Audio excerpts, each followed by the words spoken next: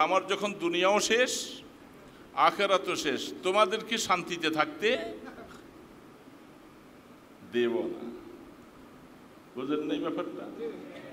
আমরা যখন সর্বদিক দিয়ে যখন শেষ হয়ে গেলে তোমাদেরকে শান্তিতে কেমনে থাকি, তখন এই শান্তিটা অশান্তি করার জন্য যা যা দরকার, যা বুদ্ধি পরামর্শ, যা কিছু করার দরকার তাই আমি করতেছি এবং তার প্রতিফল তোমাদেরকে ভোগ করাইতেছি। যাদের হুকুমরান রাষ্ট্রপ্রধান মহিলা হবে তাদের প্রায়শ্চিত্ত ভোগ করা লাগবে তাদেরকে।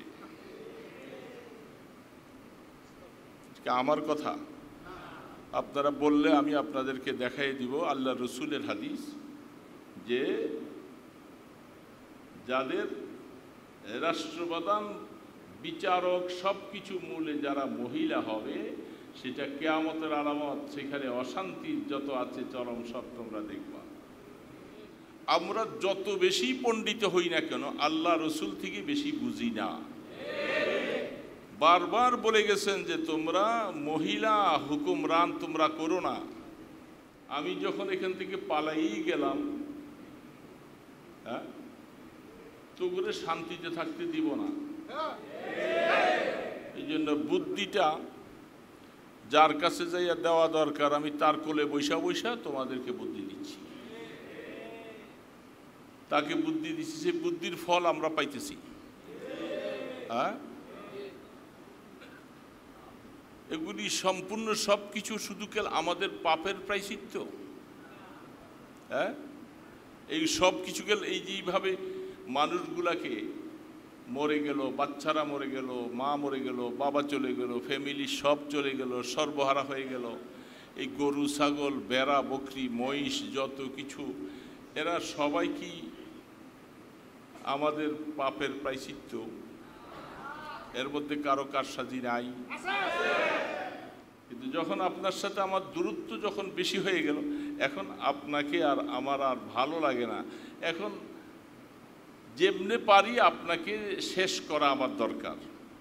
এই কারণেই বুঝতেন তো, যারা দেশকে এত ভালোবাসে, মানুষকে এত ভালোবাসে, ভালো কথা তুমি চলে গেছো, যদি তোমার পিছনের ইতিহাস মনে রেখা তুমি তোমার এই অবস্থায় থাকো, মানুষকে এইভাবে কষ্ট না দাও, মানুষ আস্তে আস্তে আস্তে আস্তে এগুলি ভুলে যেতে পারে।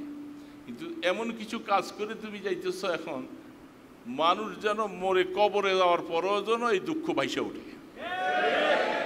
জোয়ানরা, স্কুল কলেজের ছাত্ররা, তারা যে ত্রাণ কার্যটা নিয়ে যে গাড়ির বহর একের পর এক যাচ্ছে, আমি রাস্তায় অনেক সময় বসেছিলাম, যেভাবে যাচ্ছে, এটা একটা জিনিস আমার মনে মনে খেয়াল হয়েছিল, মানুষকে আল্লাহ কোনো না কোনো একটা উসিলায় মাফ করে।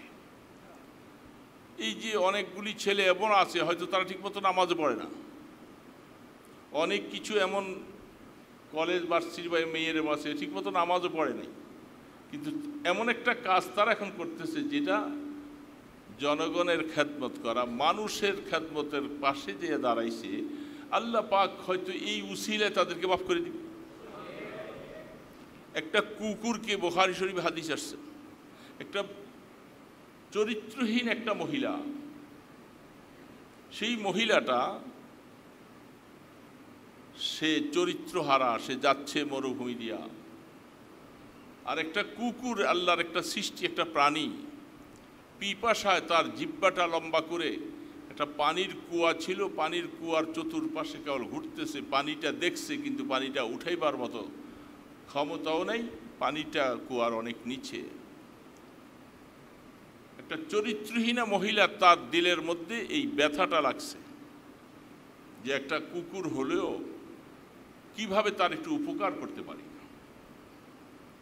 সে নিজের সামানগুলি এক পাশে রেখা, শরীরের মধ্যে একটা ওড়না ছিল, ওড়নাটা চামড়ার মোজার মধ্যে বাঁধছে। সাধারণ কথা না, সরাসরি বুখারী শরীফের হাদিস, চামড়ার মোজার মধ্যে ওড়নাটা বাইন্দা মোজাটা কুয়ার মধ্যে ফেলছে, ফেলে সেখান থেকে চামড়ার মোজার ভিতরে যেটুকু পানি উঠছে, এই পানিটা কুকুরের সামনে দিছে। কুকুরটা পানি খাইয়া তার ক্লান্তিটা দূর হইয়া ওই মহিলাটার দিকে এক নজরে কতক্ষণ তাকিয়েছিল। একটা প্রাণী, কুকুর মতো প্রাণী, সে এই মহিলাটার দিকে তাকিয়ে থাকলো। হাদিসের মধ্যে আল্লাহ রসুল স্পষ্ট বলছেন, বনি ইসরাইলের জামানার, মুসা ইসলামের জামানার ঘটনা, যে আল্লাহ তাবারক ওয়া তাআলা এই কুকুর মতো একটা প্রাণীর প্রতি সে একটু দয়া মায়া করার কারণে সে একজন চরিত্রহীনা মহিলা, আল্লাহ তার গুণাগুলি সব মাফ করেছে। কিভাবে যে তাদের কাছে ত্রাণ নিয়ে ঘুম নেয়, বিশ্রাম নেয়, নিদ্রা নেয়, কি যে কষ্ট, এটা টাকা দেওয়া অন্যরা বুঝবে না যে কষ্টটা কি। আপনি তো টাকা দিয়েছেন, কিন্তু সেখানে যে এই যে দূর দূরান্ত নৌকা ভাড়া করে সেই আপনার গহীন গ্রামে তাদের কাছে গিয়ে যায় ত্রাণটা পৌঁছে দেওয়া, কি কষ্ট। পানিতে এতটুক বুক ভরিমাণ পানিতে ভিজা ভিজা। এদেরকে এই খেদমতটুকু যারা করতেছে, আমার তো বিশ্বাস যে আল্লাহ পাক তাদেরকে এই উসিলা মাফ করে দেবে। এটা একটা বিশাল খেদমত। যার হাতে নিয়ে যে খাবার পাচ্ছে না, বাচ্চা কাচ্চা নিয়ে কত কঠিন, তার হাতে নিয়ে যখন একটা এই সামান্য একটা 5 কেজি চাউলের একটা পোটলা তার হাতে দিলেন, তার চোখ দিয়ে পানি পড়তেছে। সেটা হাতে নিচ্ছি, চোখে দিয়ে পানি ছেড়ে দিচ্ছে। পানিতে বন্যায় ভাসতেছে, এর মধ্যে দেখে আসেন না কেন, কয়জন আছেন? শোনা আর দেখা কোনোদিন এক হয় না। শোনা আর দেখা কোনোদিন এক বরাবর না। আমি খুবই অসুস্থ, তারপরেও আমি পরশুদিন গেছিলাম।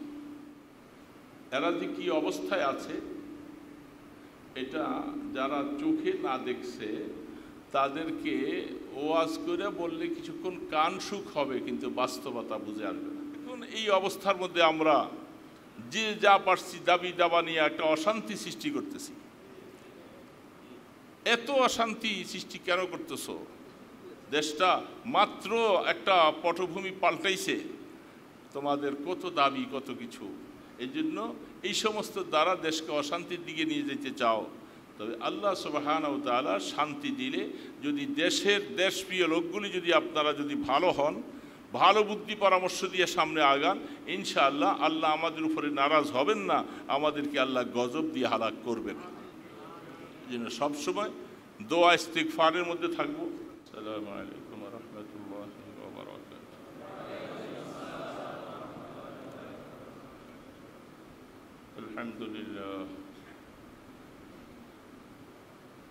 আলহামদুলিল্লাহ নাহমাদুহু ওয়া নাস্তাঈনুহু ওয়া নাস্তাগফিরুহ ওয়া নু'মিনু বিহি ওয়া নাতাওয়াক্কালু আলাইহি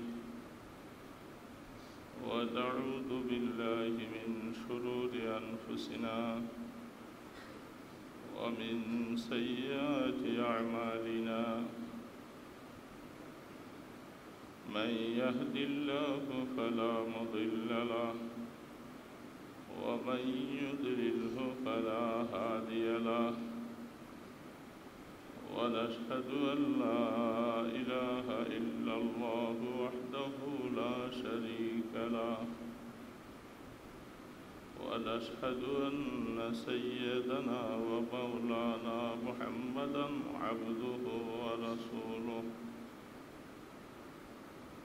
أما بعد فأعوذ بالله من الشيطان الرجيم بسم الله الرحمن الرحيم ألست بربكم قالوا بلى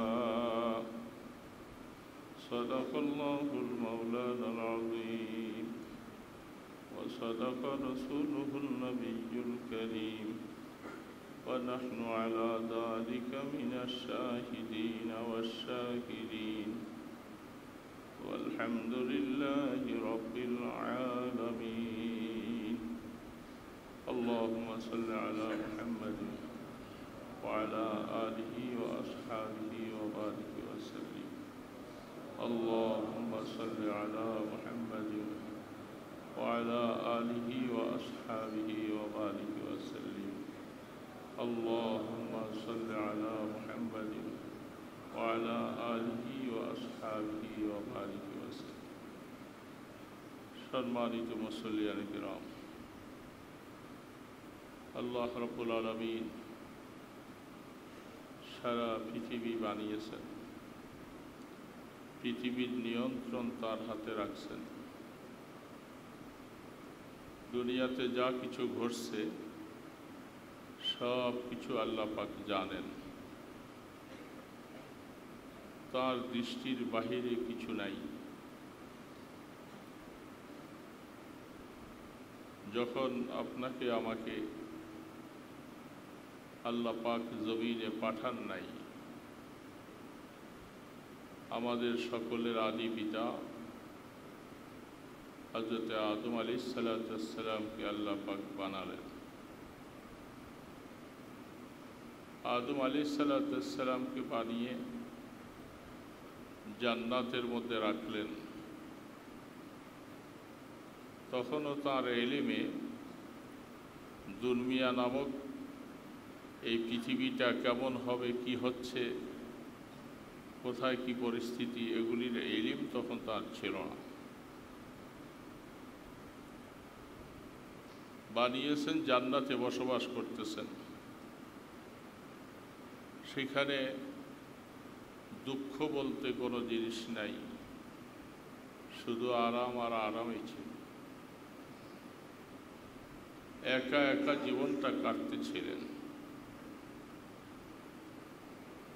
তারপরে আল্লাহ পাক হাওয়া আলাইহিস সালামকে বানালেন।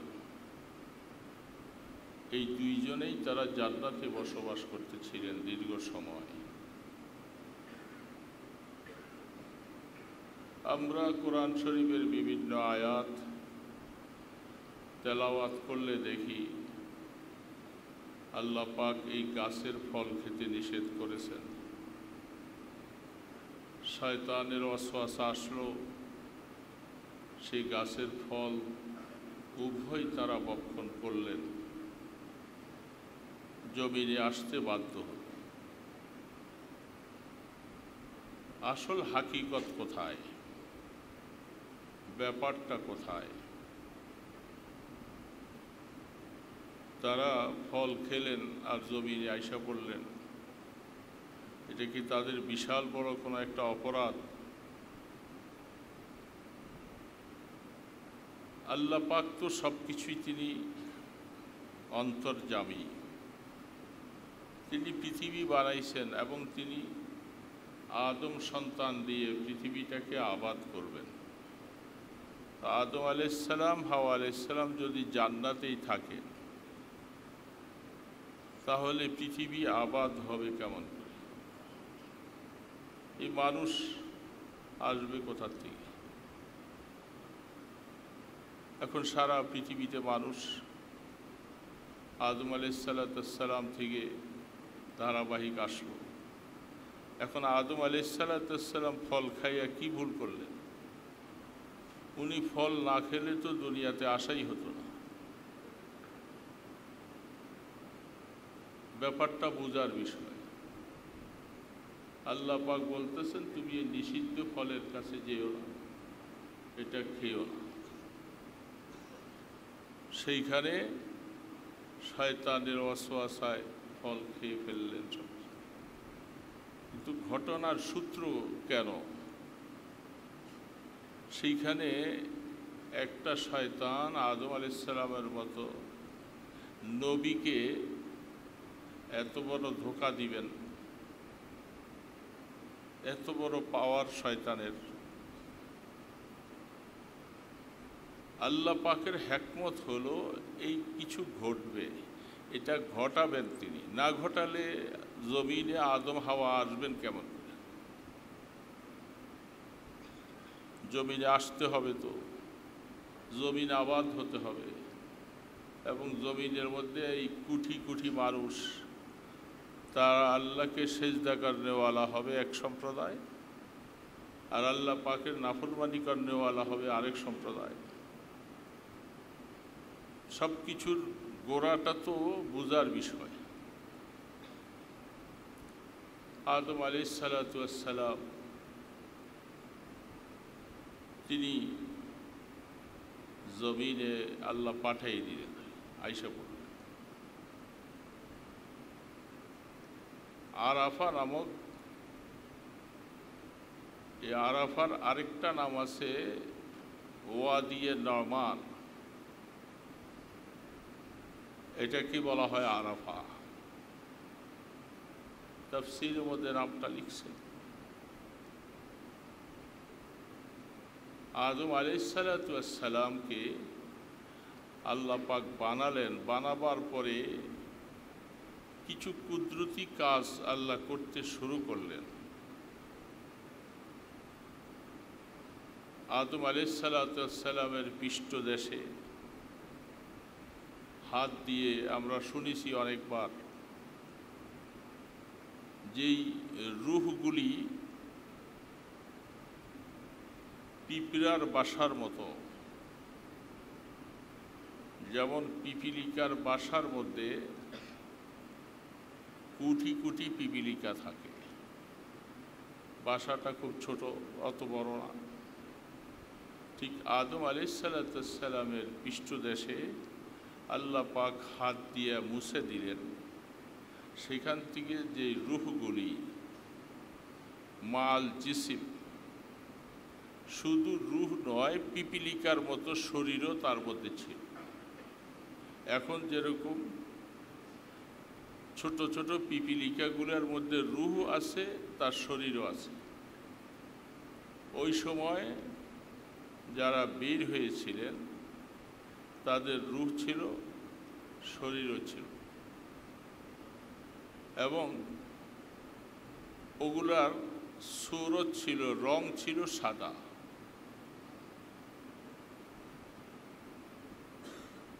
তখন আল্লাহ সুবহানাহু ওয়া তাআলা হাদিসের মধ্যে আব্দুল্লাহ ইবনে আব্বাস রাদিয়াল্লাহু তাআলা আনহু, আবু হুরায়রা রাদিয়াল্লাহু তাআলা ওনাদের থেকে লম্বা হাদিস আসছে। এদেরকে বের করলেন এবং আল্লাহ পাক বলছেন এরা সবাই জান্নাতি হবে এবং জান্নাতের কাজ করা তাদের জন্য সহজ হবে। যখন দুনিয়াতে তারা যাবে, এদের কাজকর্মগুলি আল্লাহর সন্তুষ্টির জন্য হবে।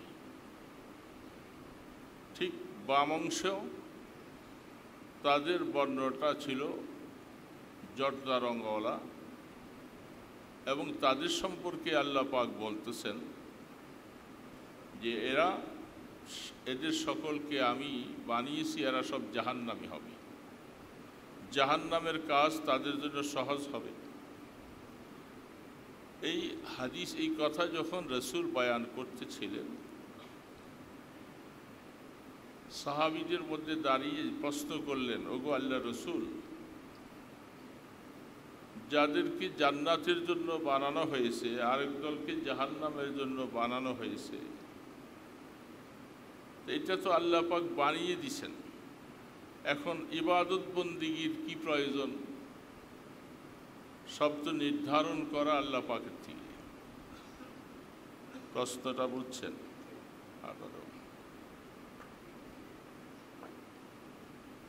এই প্রশ্ন করার পরে রাসূল বলতেছেন, আল্লাহ সুবহানাহু ওয়া তাআলা যাদেরকে জান্নাতের জন্য বানিয়েছেন, এরা দুনিয়াতে যাওয়ার পরে তারা ঈমানদার হবে, এক নম্বর। তাদের জান্নাতের কাজগুলি তাদের কাছে সহজ হবে, তারা ওই দিকে ধাবিত হবে। আর যারা জাহান্নামী, এরা আল্লাহর উপরে ঈমান আনবে না, এরা নাফরমানির কাজে জড়িয়ে যাবে। এই জন্য দুনিয়াতে যাওয়ার পরে কাকে জান্নাতি বানাইছেন, কাকে জান্নাতি বানান নাই, এটা সে বুঝবে না। তার কাজকর্মের দ্বারা বোঝা যাবে যে এই লোকটা আল্লাহ পাক তাকে জান্নাতের জন্য বানাইছেন।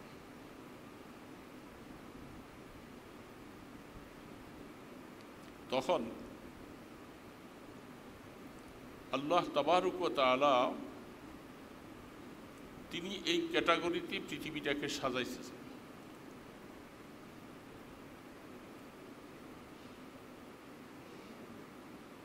যখন আল্লাহ তাবারক ওয়া তাআলা ময়দানে আরাফার মধ্যে আদম আলাইহিসসালামের পৃষ্ঠ থেকে দুই ধরনের লোককে বের করে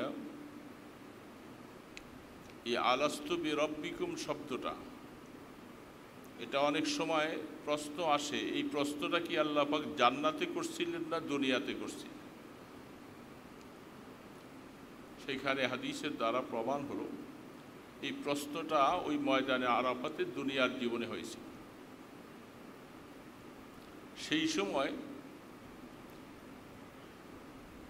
যারা আকল নাই, বুদ্ধি নাই, দেমাগ নাই, কিছু নাই, এদেরকে এই প্রশ্নটা করার মানিটা কি? তার জবাব দেওয়া হচ্ছে, এই ছোট ছোট পিপিলিকার মাথার মতো বানাইছে, এইটার মধ্যেও আল্লাহ আকল আর দেমাগ দিছে। যেহেতু আমি তাদেরকে প্রশ্ন করব, আর প্রশ্নের উত্তর দিতে হলে তাদেরকে যেটুকু আকল দরকার অতটুকু আকল দিয়েই আমি তাদেরকে প্রশ্নটা করেছি। তখন মানুষ বলছিল, কালু বালা, আপনি আমাদের রব, এবং রব সম্পর্কে আল্লাহ পাক প্রশ্নের মধ্যে আমি তোমাদের মাওলা নই, আমি তোমাদের আল্লাহ নই, এই প্রশ্নটা আসে। আল্লাহ শব্দ ব্যবহার করেন নাই, মাওলা শব্দ ব্যবহার করেন নাই, শব্দ ব্যবহার করেছেন রব। আলাস্তু বিরব্বিকুম,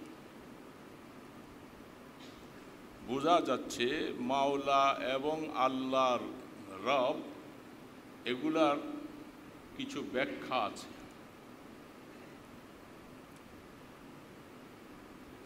কাফির মুশরিক যারা আছে তারা আল্লাহ বুঝতে চায় না, মাওলা হিসাবে বুঝতে চায় না, কিন্তু রব শব্দটা তাদেরকে বুঝে আসুক আর না আসুক এটা মানতে হবে। রব কাকে বলছেন? প্রত্যেকটা বস্তু যখন তার যা প্রয়োজন, সব প্রয়োজনগুলি যেই জাত, যেই সত্তা মিটাইতে পারে তিনি হলেন রব। তাহলে কাফের মুশরিকদের কি এই প্রয়োজন নাই? হিন্দু, বৌদ্ধ যত জাতি আছে, ইহুদি, নাসারা, প্রত্যেকের রবের প্রয়োজন। সবাই আল্লাহ মেনে নিবে না। যেমনটা হুদাইবিয়ার সন্ধির সময়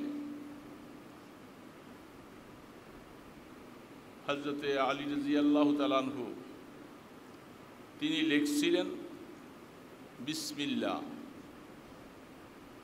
তারা বলেন যে আমরা বিসমিল্লাহর সাথে কোনো সম্পর্ক, আমাদের পরিচিতি নাই, কারণ বিসমিল্লাহর মধ্যে আল্লাহ শব্দ আসছে, এই আল্লাহ শব্দ আমাদের সাথে পরিচিত নয়, এটা বাদ দিতে হবে। সেটাও বাদ দিলেন এবং রসুলের নামের সাথে, মুহাম্মদের সাথে রসুল শব্দ লাগাইলেন, সেটাও তারা বাদ দিলেন। তাহলে বোঝা যাচ্ছে কাফের মুশরিকেরা আল্লাহ শব্দটা নিতে রাজি না।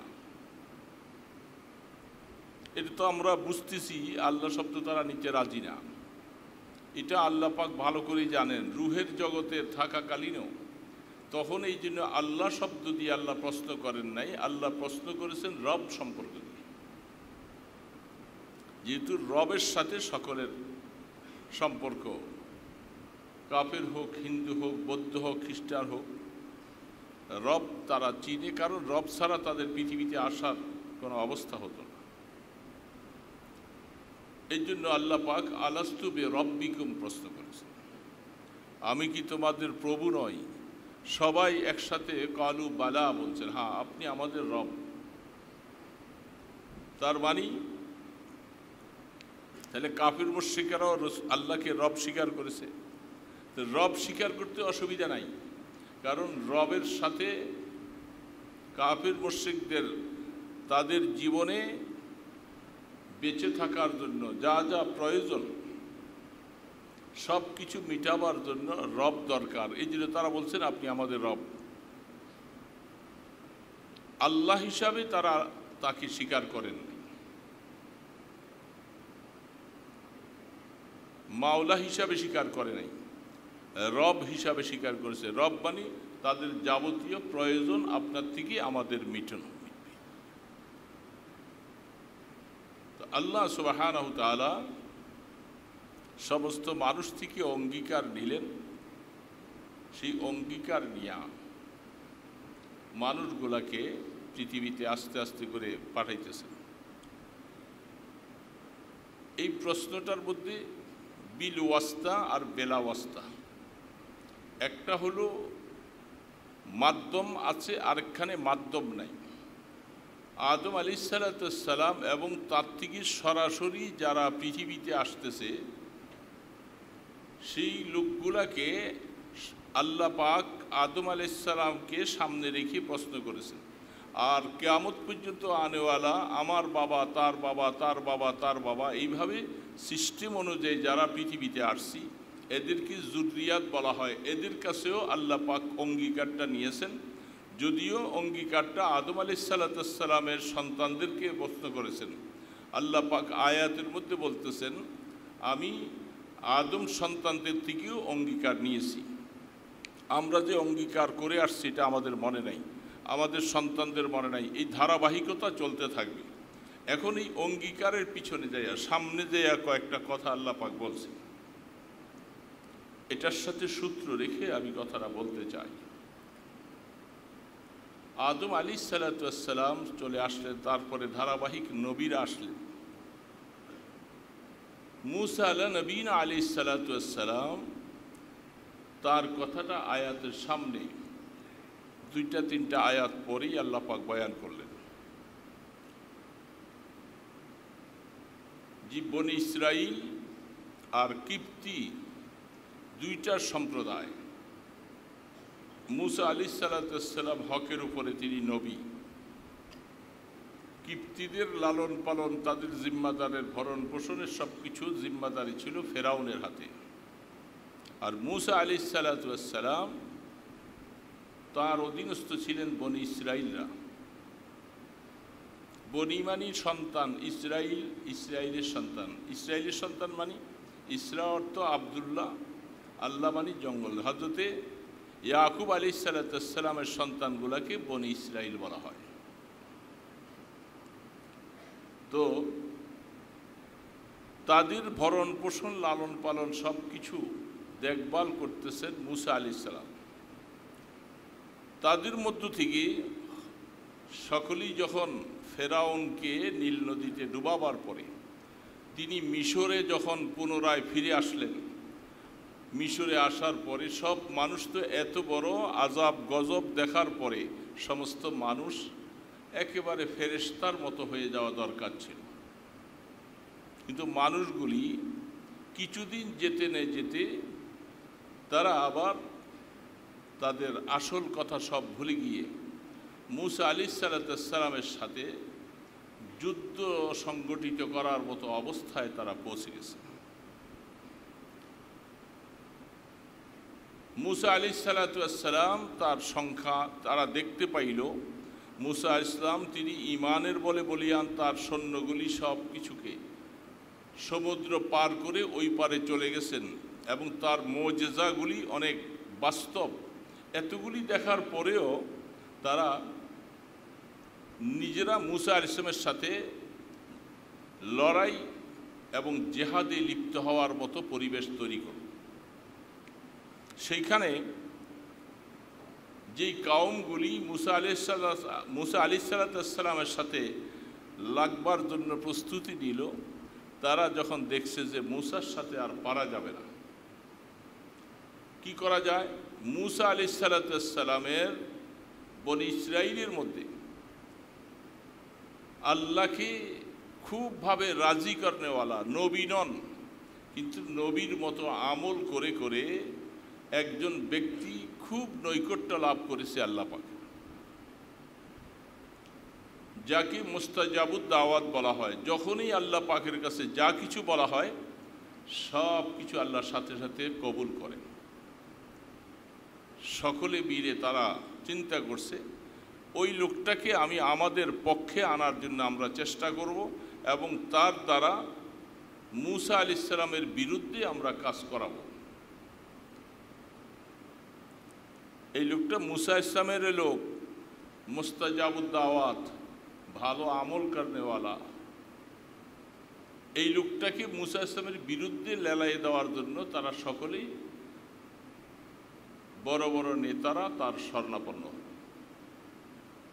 তিনি বলতেছেন এটা কেমন করে হতে পারে যে মূসা ইসলামের বিরুদ্ধে আমি বদদোয়া করব? কোনোভাবেই তিনি রাজি হলেন না।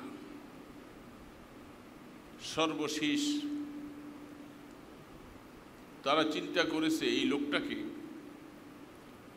আমরা কি করে রাজি করতে পারি। তখন তাদের মধ্যে বড় বড় বুদ্ধি পরামর্শ দেনওয়ালা লোকগুলি একত্রিত বসে তারা পরামর্শ করেছে যে রাস্তা একটা আছে, সেটা হলো আমরা মূসা আলাইহিস সালাম থেকে দেখেছি, শুনেছি, শিখেছি যে মানুষ যখন হারাম বক্ষণ করবে তখন আল্লাহর সাথে তার দূরত্ব সৃষ্টি হবে, তার দোয়া আসমানে পৌঁছবে না। এই জিনিসটা তারা মূসা আলাইহিস সালামের সমকালীন থেকে তারা শিক্ষা গ্রহণ করেছে। এই জন্য সকলে মিলে হারাম অর্থ, হারাম টাকার যা কিছু তৈরি হয় এগুলি নিয়ে তার কাছে হাদিয়া স্বরূপ পেশ করল। তিনি এগুলি সব বুঝতে পারেন। এই নেবার পরে তার পরিবার সহ একসাথে মিলে এই খাবার দাবার যখন ভক্ষণ করেছে, এখন তার মতিসতি যেন ভিন্ন রকম হয়ে গেছে। এখন সে আল্লাহ পাকের কাছে বদদোয়া করা তো দূরের কথা, সে কোনো কথাই আল্লাহ পাকের কাছে যেন পৌঁছে না। তার অবস্থাটা ভিন্ন রকম হয়ে যায়। হাদিস শরীফে লিখছেন, কোরআন শরীফে আয়াত, সেখানে যে বলা হচ্ছে যে এই লোকটা মূসা আলাইহিস সালামের বিপক্ষে এবার বদদোয়া করার জন্য এবার সম্মতি হয়ে গেছে, রাজি হয়ে গেছে। তার মানে ভিতর অন্ধকার হয়ে গেছে, সে এবার হক আর বাতিল বুঝতে আর সক্ষমতা থাকলো না। মূসা আলাইহিস সালামের জন্য যখন সে বদদোয়া করতে রওনা দিয়েছিল, সেই গাদার পিঠে সাওয়ার হয়ে যখন যাচ্ছিল, গাদাটা ওই দিকে যাচ্ছে না, পাহাড়ের মধ্যে বদদোয়া করবে, গাদা যেন বসে যায়, অন্যদিকে ঘুরে যায়, আবারও তাকে পিটাইয়া ওই দিকে নেওয়ার চেষ্টা করছে। গাদা বুঝতেছে, কিন্তু গাদা বহন করছে যাকে, সে বুঝতেছে না। তারপরেও সেখানে যাইয়া মূসা আলাইহিস সালামের জন্য যখন বদদোয়ার প্রস্তুতি যখন নিয়েছে, মাসালুল কালবি ইয়ালহাস, কোরআন শরীফে আল্লাহ পাক তার দৃষ্টান্তটা ওই কুকুরের মতো দিয়েছেন। যেই লোকটা এইভাবে বদদোয়া করতেছিল, বদদোয়া করার শব্দটা মুখ দিয়ে বাইর করতে যাবে এমন সময় জিহ্বাটা নাভি পর্যন্ত চলে আসছে। এটাকে আল্লাহ পাক বলছেন কুকুরের সাথে তুলনা দিচ্ছেন। কুকুর দেখেন অনেক সময় লম্বা রাস্তা রৌদ্র দিয়ে হাঁটতে থাকলে তার জিহ্বাটা একটু বেরিয়ে যায়, জিহ্বা দিয়ে লালা পড়তে থাকে। মাসালুল কালব, আল্লাহ পাক বলতেছেন ইন তাহমিলহু ইয়ালহাস ওয়া ইন তাতরুকহু ইয়ালহাস, তার উপরে দৌড়ানি দাও, বোঝা দাও, তাহলেও সেই জিহ্বাটা বেরিয়ে রাখে। আবার আরামে বসে থাকলেও, গাছের নিচে বসে থাকলেও কুকুরে জিহ্বাটা বাইর করে। এই জিহ্বাটা বাইর করে তার মধ্যে, এটার মধ্যে শ্বাস প্রশ্বাস নেওয়ার একটা অবস্থা হয়। আর সেই ব্যক্তির অবস্থাটা আল্লাহ পাক কোরআনে বলছেন, ঠিক তাকে আমি ওই কুকুরের মতো বানাই দিলাম। তার জিহ্বাটা যখন নিচে চলে আসলো, এটা আর ভিতরে যায় না, তার দৃষ্টান্তটা কুকুরের মতো। সে যখন তার জিহ্বাটা কুকুরের মতো নাভির মাঝে যখন চলে আসলো, তখন সে বলতেছে আমার তো দুনিয়াও বরবাদ, আখেরাতও বরবাদ। আমি এবার তোমাদেরকে একটা পরামর্শ দিব, এই পরামর্শের দ্বারা তোমরা মূসা এবং তার দলদেরকে পরাভূত করার জন্য, পরাজয় করার জন্য তোমাদের সহজ হবে। এই ছোট্ট কথাটা বোঝার দরকার। আমার যখন দুনিয়াও শেষ, আখিরাতও শেষ, তোমাদেরকে শান্তিতে থাকতে দেব না। বুঝেন নাই ব্যাপারটা? আমরা যখন সর্বদিক দিয়ে যখন শেষ হয়ে গেলে তোমাদেরকে শান্তিতে কেমনে থাকি, তখন এই শান্তিটা অশান্তি করার জন্য যা যা দরকার, যা বুদ্ধি পরামর্শ, যা কিছু করার দরকার, তাই আমি করতেছি এবং তার প্রতিফল তোমাদেরকে ভোগ করাইতেছি। হ্যাঁ,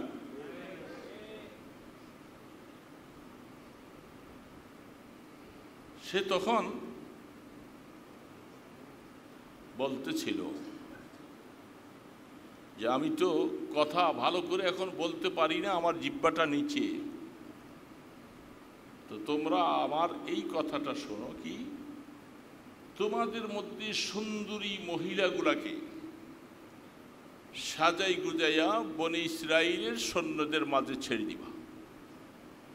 কেউ ফেরিওয়ালা হবে, যে যেইভাবে পারে, এবং যে কোনো প্রচেষ্টা দিয়ে বনে ইসরাইলের কোনো না কোনো ব্যক্তির সাথে তাদের জেনার কামটা যদি করাই দিতে পারো, তোমরা নিশ্চিত মনে রাখো তারা পরাজয় বরণ করবে, তোমরা বিজয়ী হবে। তাদের মাথায় কখনো এটা আসেও নাই। সে চিন্তা করছে আমি যখন শেষ হয়ে গেলাম তোমাদেরকে বুদ্ধিটা দিয়ে দিই। কি বুদ্ধি দিছে কি দেয় না?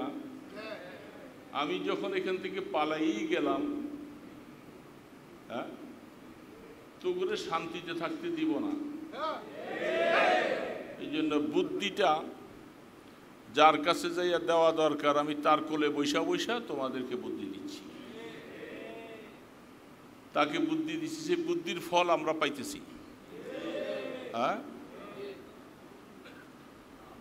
এগুলি সম্পূর্ণ সব কিছু শুধু কেল আমাদের পাপের প্রায়শ্চিত্ত।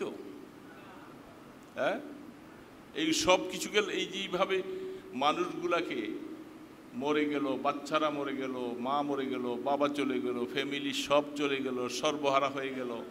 এই গরু, ছাগল, বেড়া, বকরি, মহিষ, যত কিছু, এরা সবাই কি আমাদের পাপের প্রায়শ্চিত্ত? এর মধ্যে কারো কারসাজি নাই। ওই লোকটাও এইরকম অসৎ বুদ্ধিটা দিয়ে তাদেরকে উদ্বুদ্ধ করেছে, এই রাস্তায় তোমরা হাঁটো, ভিন্ন কোনো রাস্তা নাই। এই রাস্তাটা হাঁটাইয়া বনি ইসরাইলের একজন বড় মানুষ, সে এই জেনার মধ্যে আক্রান্ত হয়ে গেছে। এটা মনে রাখা লাগবে, আপনি আর আমরা কতটুকু ঈমান রাখি। এই জন্য আমাদের পাশে যখন ওই সম্প্রদায়, আমাদের মহিলা অঙ্গনটা, এদের সাথে যারা যত বেশি মেলামেশা করবে, তাদের মধ্যে ওই সমস্যাটা দেখা দিতে অসম্ভব কিছু না। এই জন্য তাদের থেকে একটু মাঝখানে দূরত্ব বজায় রেখে চলতে হবে। কোনো জাতির যখন জেনার কবলে পড়ে যাবে, এটা বহুত খারাপ একটা কাজ, নিকৃষ্টতম একটা কাজ, তখন আল্লাহ পাক নারাজ হয়। আল্লাহ পাকের নারাজি পাওয়ার জন্য এই বুদ্ধিটা সে দিয়েছে। তারা চিন্তা করছে যে ভালো কথা, তো এই বুদ্ধির দ্বারা তো এমন কোনো আমাদের ক্ষতি নেই, আমাদের কেউ জানও যাইতেছে এমনটা নয়, জীবন তার জায়গার মধ্যে আছে। সেই হিসাবে তারা এই কাজের মধ্যে লিপ্ত হয়ে যায়। মুসা আলাইহিস সালাম তাকে অত্যন্ত কঠিন শাস্তি দিয়েছে, দোনোটাকে, ফাইল মফুল দুইটাকে শাস্তি দিয়েছে। জেনাকারী এবং যার সাথে জেনা করা হয়েছে, দুইটাকে শাস্তি দিয়া ওপেনভাবে লটকাইয়া রাখা হয়েছে মাইরা। এটা জেনার শাস্তি। সব মানুষ দেখুক যে এই কাজ করলে তার বনি ইসরাইলের এত বড় লোক মানুষ, এত বড় সম্ভ্রান্ত বড় কিছু, তাকেও ছেড়ে দেওয়া হয় নাই, পানিশমেন্ট দিয়ে ঝুলাইয়া রাখছে, মানুষ যেন নসিহত কবুল করে। তো আল্লাহ রাব্বুল আলামিন তিনি এই গুনার কাজটা, এটা বহুত খারাপ কাজ, জেনা, আর হলো ওই লোকগুলাকে হারাম অর্থ বক্ষণ করা। ওই বড় দোয়াগির যে ছিল তাকে তাদের পক্ষে আনা হলো, কোন পক্ষে, কোন কিসের দ্বারা, তাকে হারাম খাওয়াইয়া মুসা আলাইহিস সালামের বিরুদ্ধে বদদোয়া করার জন্য রাজি করা হলো। এবং এই পরামর্শের মধ্যে উল্লেখযোগ্য ভূমিকা রাখছে তার বেগম সাহেব। ওই হুজুরের বেগম সাহেব, বড় মুস্তাজাবুদ দাওয়াত যিনি ছিলেন, তার বেগম সাহেবের কান কথা বেশি বেশিভাবে সে বাধ্য হয়েছে ওই কাজটা করতে। তাফসীর লেখছে তিনটা কারণ এখানে। এক তো হলো বেগম সাহেবের পরামর্শ, 2 নম্বর হলো হারাম বক্ষণ করাইছে, 3 নম্বর হলো জেনার মধ্যে লাগাই দিছে। এই 3টা পাপের কারণে আল্লাহ পাকের সাহায্য থেকে তারা বঞ্চিত। আর ওই বেগম সাহেব, বেগম বুঝছেন তো, বেগম চেন না? আপনাকে ভাষায় কি বলে? ওয়াইফ নাকি স্ত্রী? একটা হইল স্ত্রী আর একটা হইল বেগম। বেগম তার এটা অর্থ কি? যার মধ্যে কোনো চিন্তা নাই। গম অর্থ চিন্তা, গম অর্থ চিন্তা, এটা ফার্সি ভাষায় আসে। গম কাকে বলা হয়? গম অর্থ রঞ্জে গলুগির, যেটা গলাকে চিপা ধরে, এটার নামে তো চিন্তা। যে চিন্তায় আপনার খাওয়ার হারাম হয়ে যায়, ঘুম হারাম হয়ে যায়, ব্যবসা বাণিজ্য হারাম হয়ে যায়, অশান্তির যত চরম আছে সেটা দেখা দেয়। তো আপনার এই বিবি সাহেবের নামটাই বেগম, এর কাছে কোনো চিন্তা নাই, যত চিন্তা ভাবনা সব আপনার ঘাড়ে। আপনাকে এরা মাঝে মধ্যে এমন এমন বুদ্ধি দিবে, সেই বুদ্ধি যদি আপনার পলিসি দিয়ে যদি আপনি উঠতে না পারেন, এই বুদ্ধির কারণে আপনি পতন ঘটবে।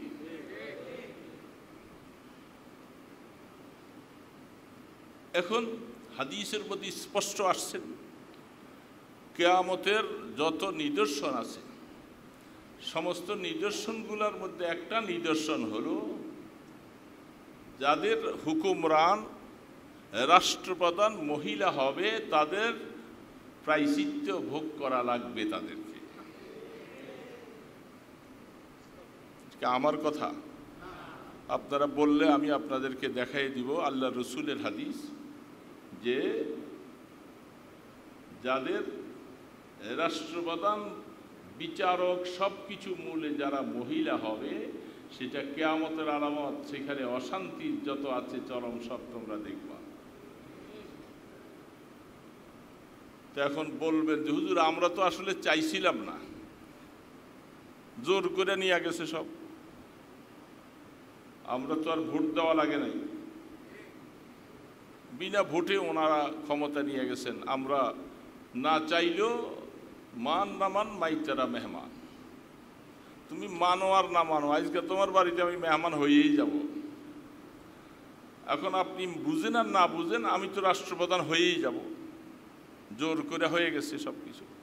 কিন্তু আল্লাহ রসুল বলছেন এতে করে এই জাতির সমস্যা, এই জাতি তোমরা খুব সাবধানে থাইকো, মহিলা রাষ্ট্রপ্রধান বানাইও না। যখন তোমাদের মাঝে আবারও সেই সুযোগ আসবে, তোমরা বুঝে শুনে ভোটের অধিকার সঠিক পাত্রে দেওয়ার চেষ্টা করবা। এই ভূত তোমার ঘাড়ে ছাওয়ার হলে ওই বেচারার মতো এরকম বুদ্ধি দিয়া দিয়া তোমাদেরকেও শেষ করবে, তোমাদের রাষ্ট্র শেষ করবে। ওই বেচারাকে বুদ্ধিটা ওই হের বেগম সাহেব দিছে। এই বেগম সাহেব বুদ্ধি দেওয়াতে অনেক সময় পারিবারিকভাবে এই কাজটা করার জন্য এক বেলা, 2 বেলা, 1 দিন, 2 দিন, 3 দিন কানের পাশে শুইয়া শুইয়া পেন পেন পেন পেন করতেই থাকে, ঠিক না? তখন আপনি বিরক্ত হইয়া মাঝে চিন্তা, তার ভালো লাগে না, এই রাগ করে করতে গিয়ে তখন সমস্যায় পড়ে। এরা কানের পাশে বসে বসে আপনাকে, এখন আল্লাহ পাক ভালো বুঝেন, রসুল ভালো বুঝেন। আমরা যত বেশি পণ্ডিত হই না কেন আল্লাহ রসুল থেকে বেশি বুঝি না। বারবার বলে গেছেন যে তোমরা মহিলা হুকুমরান তোমরা করো না, এটার দ্বারা তোমাদের প্রায়শ্চিত্ত ভোগ করা লাগবে। এই জন্য এই যে আমরা ইন্ডিয়ার দোষ দিতেছি, সেইখানেও এখন গোড়ার মধ্যে সুইচে টিপ দিতেছে তিনি মহিলাই, আমাদের এখান থেকে যাইয়া সেখানে এই কাজ করতেছেন। এখন আমাদের দেশটাকে তলাইয়া আমাদেরকে হাজার হাজার মানুষ যারা মারা গেছে এটার রিপোর্টও এখন পাওয়া যায় না। বহু মানুষ পানিতে চলে গেছে, ভেসে চলে গেছে, কে কোথায় কি অবস্থায় আছে, ঘর বাড়ি নাই, কি পরিস্থিতি। এইখানে আপনারা যারা আছেন তাদের অবস্থা দেখে আসছেন কেউ স্বচক্ষে। এই মুসল্লিদের মধ্যে এই ত্রাণওয়ালাদের পানিতে বন্যায় ভাসতেছে, এর মধ্যে দেখে আসেন না কেন? কয়জন আছেন? একজন আছেন আর দুইজন, প্রায় টোটালি মিলে 4-5 জন হবে। এটা আমি বলার উদ্দেশ্য হলো মানে সানিদা কাইবুয়াদ মানেন্দিরা, মাইকটা বড় ডিস্টার্ব করতেছি, শো করে। শোনা আর দেখা কোনোদিন এক হয় না, শোনা আর দেখা কোনোদিন এক বরাবর না। আমি খুবই অসুস্থ, তারপরেও আমি পরশুদিন গেছিলাম দেখবার জন্য যে অবস্থায় তারা কিভাবে আছে। আমাদের কিছু ত্রাণ নিয়ে গেছি, তার 3-4 দিন আগে কিছু ত্রাণ, ওই যে আপনারা যে কিছু অর্থ দিয়েছেন এগুলো তো একটা ফুল লোকে চলে গেছে। এমনি সেমনি মিলে প্রায় 6-7 লাখ টাকার ত্রাণ আমরা দিচ্ছি। তো সেইখানে গেলে বোঝা যায় যে এরা যে কি অবস্থায় আছে, এটা যারা চোখে না দেখছে তাদেরকে ওয়াজ করে বললে কিছুক্ষণ কান সুখ হবে, কিন্তু বাস্তবতা বুঝে আসবে না। কি করুণ অবস্থা, কি কঠিন হালাত। তো সেই পরিস্থিতিটা যারা আমাদের মাঝে পরিস্থিতি হয়েছে, পিছনে আরো আমাদের দেশে আরো বন্যা হয়েছে, 88-এ, 74-এ, 98-তে, 2004-এ। তো এরকম ভয়াবহত অবস্থা হয়। পানি আস্তে আস্তে আসছে, মানুষ তাদের মাল সামানা কিছু সরাইতে পারছে, নিরাপদ স্থানে চলে গেছে, কিন্তু এরকম পরিস্থিতি আর। তার মানে আগে আপনাদের সাথে এত কিছু দুশ্মনির ভাবও ছিল না, আপনাদের সাথে একটা সম্পর্ক ভালো ছিল। এই জন্য একটু একটু করে শয় মতো আপনাকে জ্বালাইছি সামান্য। কিন্তু যখন আপনার সাথে আমার দূরত্ব যখন বেশি হয়ে গেল, এখন আপনাকে আর আমার আর ভালো লাগে না। এখন যেমনে পারি আপনাকে শেষ করা আমার দরকার। এই কারণেই বুঝতেন তো, যারা দেশকে এত ভালোবাসে, মানুষকে এত ভালোবাসে, ভালো কথা তুমি চলে গেছো, যদি তোমার পিছনের ইতিহাস মনে রেখা তুমি তোমার এই অবস্থায় থাকো, মানুষকে এইভাবে কষ্ট না দাও, মানুষ আস্তে আস্তে আস্তে আস্তে এগুলি ভুলে যেতে পারে। কিন্তু এমন কিছু কাজ করে তুমি যাইতেছ, এখন মানুষ যেন মরে কবরে যাওয়ার পরও যেন এই দুঃখ ভাইসা উঠে। পানিতে ডুবাই দিছ, এখন মানুষের, তোমার প্রতি মানুষের সহনশীলতা, প্রেম অনেক বাইরে গেছে, মানুষ আরো বেশি কষ্টে পড়েছে। এবং তোমার বংশধরকেও এই দেশে না আসার মতো চিন্তা ভাবনা করাইছে, কারণ মানুষ এত কষ্টে আছে। এই জন্য মুসলমান ভাইরা, দুঃখ দুর্দশা মুসিবত ওয়ালাদের পাশে মানুষ অনেক সময় কিছু পাপের প্রায়শ্চিত্ত ভোগ করে, অবশ্যই আছে। কিন্তু যেই পরিস্থিতিগুলি, যে হালাতগুলি, এর মধ্যে আল্লাহ সুবহানাহু ওয়া তাআলা, আমি দেখেছি অনেক সময় কিছু যুবক কিছু মেয়েরা এবং জোয়ানরা, স্কুল কলেজের ছাত্ররা, তারা যে ত্রাণ কার্যটা নিয়ে যে গাড়ির বহর একের পর এক যাচ্ছে, আমি রাস্তায় অনেক সময় বসেছিলাম, যেভাবে যাচ্ছে, এটা একটা জিনিস আমার মনে মনে খেয়াল হয়েছিল, মানুষকে আল্লাহ কোনো না কোনো একটা উসিলায় মাফ করে। এই যে অনেকগুলি ছেলে এমন আছে হয়তো তারা ঠিকমতো নামাজ পড়ে না, অনেক কিছু এমন কলেজ ভার্সিটি বা মেয়ের বাসে ঠিকমতো নামাজও পড়ে নাই, কিন্তু এমন একটা কাজ তারা এখন করতেছে যেটা জনগণের খেদমত করা, মানুষের খেদমতের পাশে যে দাঁড়াইছে, আল্লাহ পাক হয়তো এই উসিলায় তাদেরকে মাফ করে দিবে। একটা কুকুরকে, বুখারী শরীফ হাদিস আসছে, একটা চরিত্রহীন একটা মহিলা, সেই মহিলাটা সে চরিত্রহারা, সে যাচ্ছে মরুভূমি দিয়া, আর একটা কুকুর আল্লাহর একটা সৃষ্টি, একটা প্রাণী, পিপাসায় তার জিহ্বাটা লম্বা করে, একটা পানির কুয়া ছিল, পানির কুয়ার চতুর্পাশে কেবল ঘুরতেছে, পানিটা দেখছে কিন্তু পানিটা উঠাইবার মতো ক্ষমতাও নেই, পানিটা কুয়ার অনেক নিচে। একটা চরিত্রহীনা মহিলা, তার দিলের মধ্যে এই ব্যথাটা লাগছে যে একটা কুকুর হলেও কিভাবে তার একটু উপকার করতে পারি। সে নিজের সামানগুলি এক পাশে রেখা, শরীরের মধ্যে একটা ওড়না ছিল, ওড়নাটা চামড়ার মোজার মধ্যে বাঁধছে। সাধারণ কথা না, সরাসরি বুখারী শরীফের হাদিস, চামড়ার মোজার মধ্যে ওড়নাটা বাইন্দা মোজাটা কুয়ার মধ্যে ফেলছে, ফেলে সেখান থেকে চামড়ার মোজার ভিতরে যেটুকু পানি উঠছে, এই পানিটা কুকুরের সামনে দিছে। কুকুরটা পানি খাইয়া তার ক্লান্তিটা দূর হইয়া ওই মহিলাটার দিকে এক নজরে কতক্ষণ তাকিয়েছিল।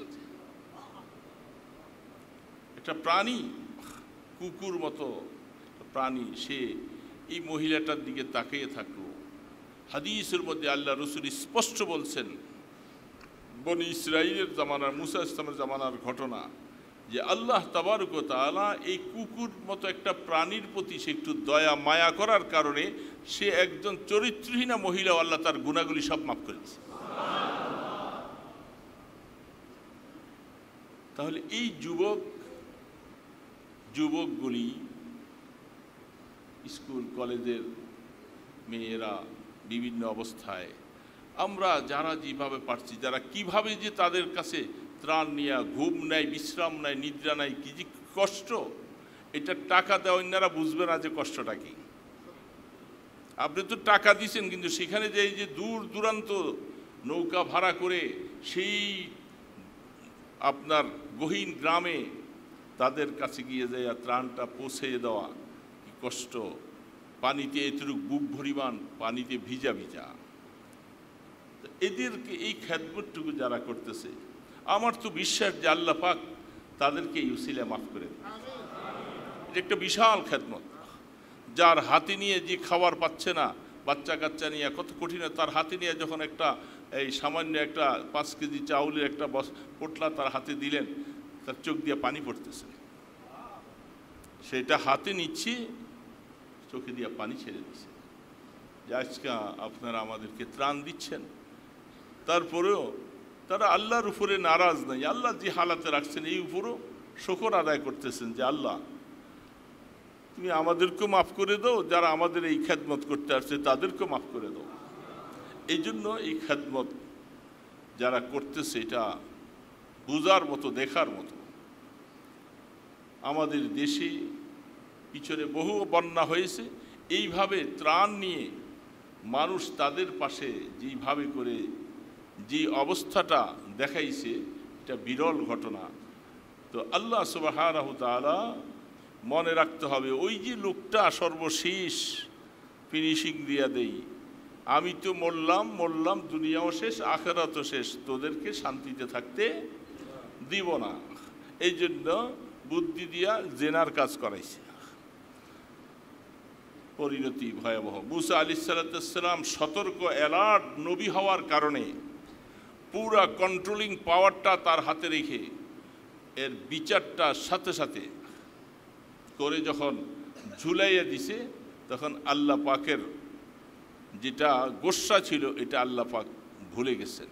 কারণ পাপ একজন করছে, তাদেরকে পানিশমেন্ট দিয়ে দেওয়া হয়েছে, বাকি ওলাদেরকে আল্লাহ পাক নিরাপত্তা দিয়েছেন। তারা মুসা ইসলামের সৈন্যের সাথে আর পারে নাই। তো মনে রাখা লাগবে, যদি চোকান্না সজাগ ভালো দৃষ্টি মতো পয়গাম্বর মুসা ইসলামের মতো যদি এরকম যদি থাকো, আর তোমরা যদি তোমাদের দেশটাকে ওরকম কন্ট্রোলিং ভূমিকা পালন করে যদি সামনে আগাও, তাহলে এই অপকর্মের কারণে আল্লাহ নারাজ হবেন না। আল্লাহ অপকর্মকারীদেরকে শাস্তি দিবেন, বাকি ওলাদেরকে আল্লাহ মাফ করে দিবেন। এই জন্য কন্ট্রোলিং পাওয়ারটা মজবুতভাবে নিতে হবে। এখন এই অবস্থার মধ্যে আমরা যে যা পারছি দাবি দাবা নিয়ে একটা অশান্তি সৃষ্টি করতেছি। এত অশান্তি সৃষ্টি কেন করতেছো? দেশটা মাত্র একটা পটভূমি পাল্টাইছে, তোমাদের কত দাবি কত কিছু। এই জন্য এই সমস্ত দ্বারা দেশকে অশান্তির দিকে নিয়ে যেতে চাও, তবে আল্লাহ সুবহানাহু ওয়া তাআলা শান্তি দিলে, যদি দেশপ্রিয় লোকগুলি যদি আপনারা যদি ভালো হন, ভালো বুদ্ধি পরামর্শ দিয়ে সামনে আগান, ইনশাআল্লাহ আল্লাহ আমাদের উপরে নারাজ হবেন না, আমাদেরকে আল্লাহ গজব দিয়ে হালাক করবেন। এই জন্য সবসময় দোয়া ইস্তিগফারের মধ্যে থাকবো। ত্রাণ দিছেন, কিছু দিছেন, 100 টাকা 200 টাকা দিছেন, বেশি কিছু দেন নাই, কিন্তু দোয়াটার থেকে আপনি তাদেরকে ভুলবেন। আল্লাহ পাকের কাছে বেশি বেশি করে দোয়া করা দরকার, যে আল্লাহ তাড়াতাড়ি করে তোমার এই বনভাসী মানুষগুলাকে সঠিক অবস্থায় ফিরে আসার তৌফিক দান করো। যারা আমরা দান করেছি আরও করব, এবং প্রয়োজনের সামনে লাগতেছে, তারা এই পানিগুলি নেমে যাওয়ার পরে তারা পুনর্বাসন হিসাবে করবে, যে এটার জন্য আমাদেরকে সামনে এগিয়ে আসতে হবে।